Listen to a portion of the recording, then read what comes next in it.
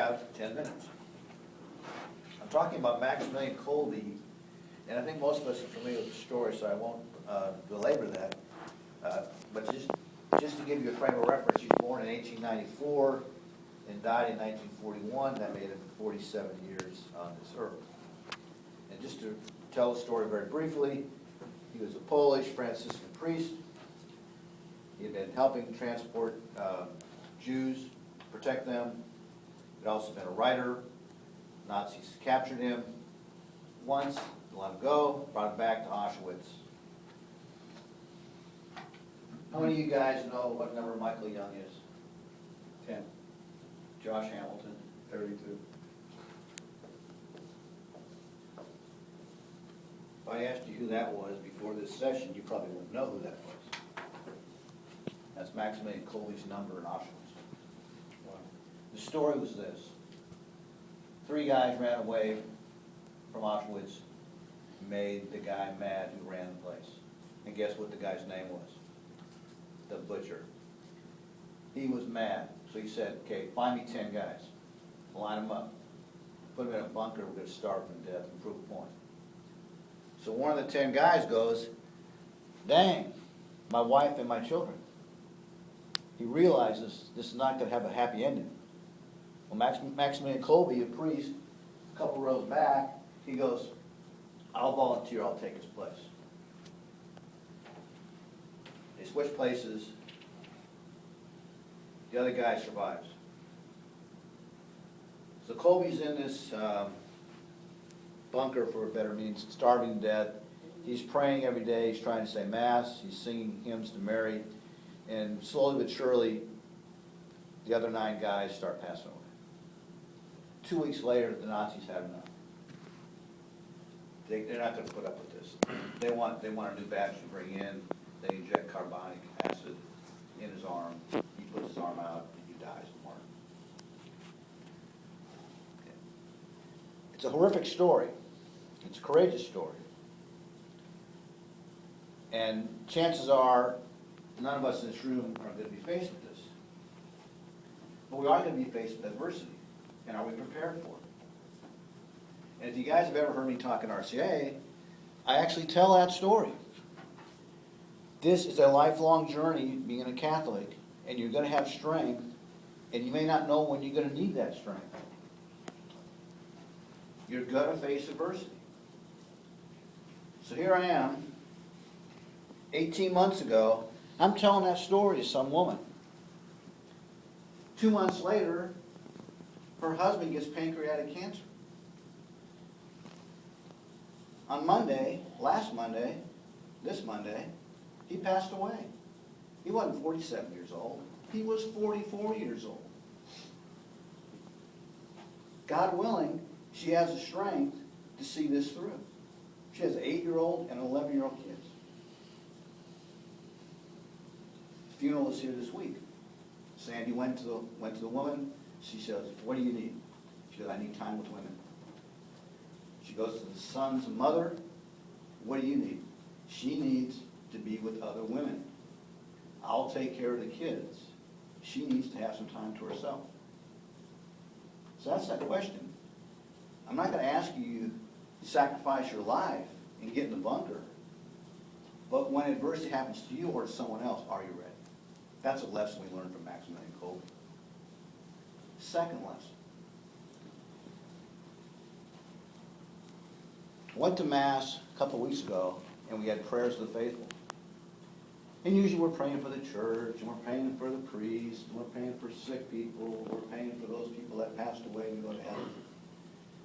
And the prayer this time was, we're praying for religious freedom in the United States. And I'm going, gee, I never thought I'd ever hear that prayer be made.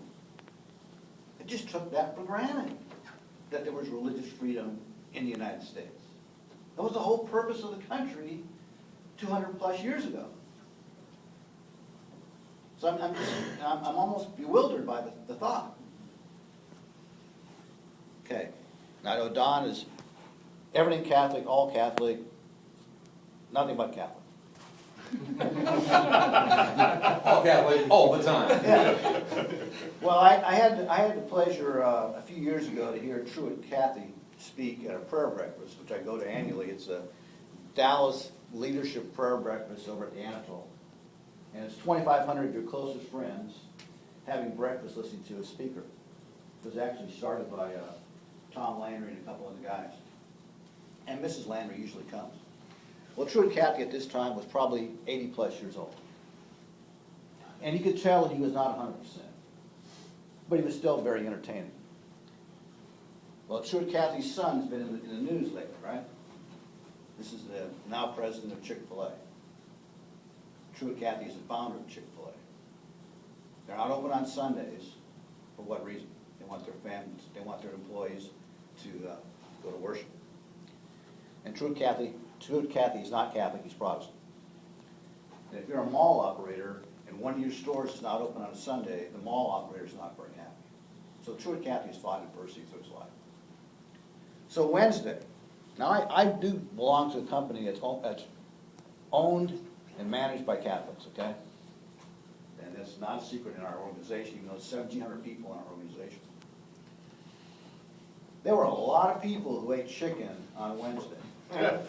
Because if you go to Chick-fil-A, you got three choices. Chicken and chicken and chicken. Okay, that's all they serve. There's no hamburgers there. You can't get a ham sandwich, you get chicken. There were a lot of people in line. Now I know we're in the Bible Belt, so this is the exception. But at lunch, it was like 30-minute wait, and it was hot. So I went to lunch, a bunch of guys went. Then for dinner, I said, okay, I'm going to stop by on the way home and take food home. Because Sandy and I never eat out. We eat at home 90% of the time. So I went to the Chick-fil-A on Old Denton Road, and it was 2/3 of their air conditioning was out inside. It was taxed. And it was almost hotter inside than it was outside. The people were lined up again. Not 30 minutes, maybe 15 to 20-minute wait. But what was really interesting was a young couple comes in, and they can't figure out why all these people are in line. So they ask a customer, not someone working for the firm, but they asked a customer what was it. They talked about it a little bit, and they said, well, heck with this, we walked out. About 2 minutes later, they came back in. They must have thought about it, that this probably is a pretty fair topic to talk about. So on the following Friday, we drove by, and there was no lines, and we just kept going, because Friday was supposed to be the protest. So this whole concept of freedom of speech and the right to have a biblical marriage are at risk in our community. And I think, obviously, in the Dallas-Fort Worth area, there was overwhelming support. Someone made a comment, dear to Charles's heart, if only that many people would vote. So I want to just tie this up with one other topic. Watch the Olympics the last 2 weeks. Watch the Parade of Nations the first night out. I don't know the statistics, but I will guarantee you that if you went back to 1941, when the Kolbe incident happened, that 65% of those countries did not exist at that time.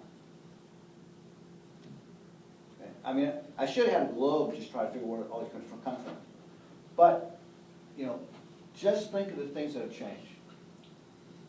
When we all grew up watching black and white TV, watching United States versus Russia in track and field on Saturday afternoon on Wild World Sports.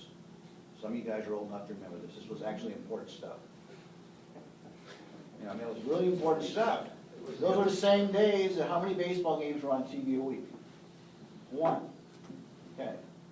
Younger people have just been deluged with all this stuff on satellite or cable TV.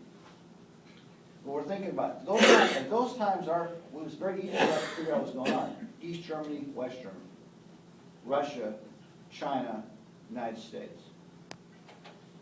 We would have never thought of having issues of religious freedom in the United States at that time.